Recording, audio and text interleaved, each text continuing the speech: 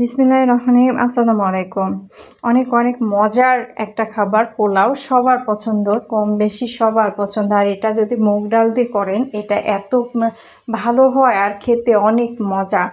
পোলাও বলে কথা, পোলাও তো মাংস, এই যে মাংস আমি নিয়েছি, মাংসটা ঝাল লবণের মধ্যে মাখাই নিচ্ছি।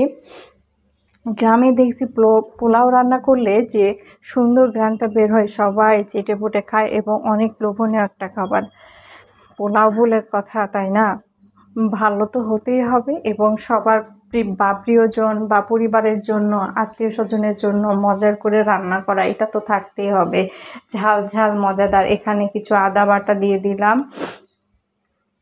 মাংসটা একটু ঝাল লবণের সঙ্গে একটু মাখাইয়ে নিয়ে তারপরে আমি চালটা দিয়ে দেবো। তাহলে মাংস আর চাল দুটাই সুন্দর একটা গন্ধ হবে, খেতেও দুর্দান্ত হবে, অনেক মজা লাগবে।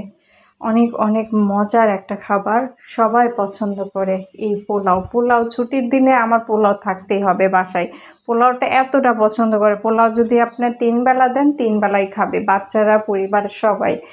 পোলাওটা এতটা পছন্দ। আর যদি হয় মাংস দিয়ে তাহলে কথাই নেই। আমি পরিমাণ মতো লবণ দিয়ে দিলাম। লবণটা যেহেতু আমার একটু একদম পারফেক্ট হইলে খাবারটা খাইতে ভালো লাগে, ওই জন্য লবণটা আমি ঠিকঠাক দিয়ে দিলাম। ঝাল ঝাল মজাদার পোলাও রান্না, সেইটা আবার সুন্দর করে না করলে তো হবে না। সবার পছন্দের একটা খাবার। কালারটা বলে দিচ্ছে কতটা মাখো মাখো আর কতটা গ্রেভি হয়েছে।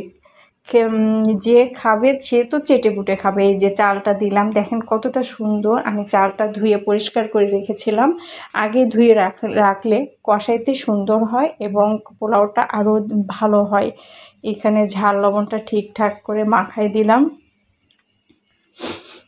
ঝাল লবণটা ঠিকঠাক করে মাখাই দিয়ে এখানে আমি ফুটানো গরম পানি দিয়ে দেবো। ফুটানো গরম পানি দিলে পোলাও রান্নাটা খুব তাড়াতাড়ি হয় এবং খুব সুন্দর একটা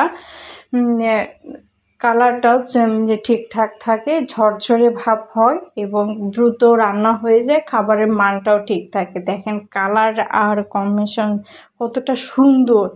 পোলাও বলে কথা। আর এইরকম বড় পাতিলে এইরকম চাল দিয়ে মাখো মাখো করে পোলাও রান্না, সবাই বলতেছে কখন খাবো মা, কখন দিবা। কতটা লোভনীয়। এখানে আমি এখন গরম পানিটা দিয়ে দেব।